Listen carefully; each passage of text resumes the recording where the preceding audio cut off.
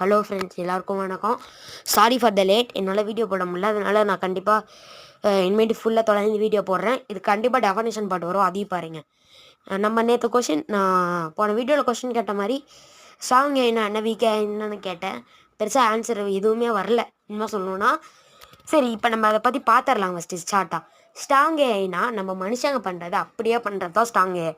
Week ஏஐனா அதாவது ஒரு மனுஷன் சொல்கிறத அது செய்யாது, வேர்டாவோ கோடாவோ ஆன்சர் பண்ணுறது தான் week AI.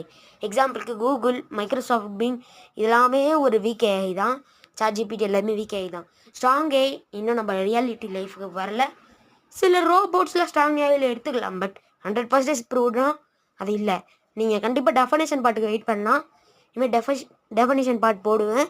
Wait for the definition part. அதில் நானே வந்து பேசுகிறேன். அதோட that's all friends. Thanks for video.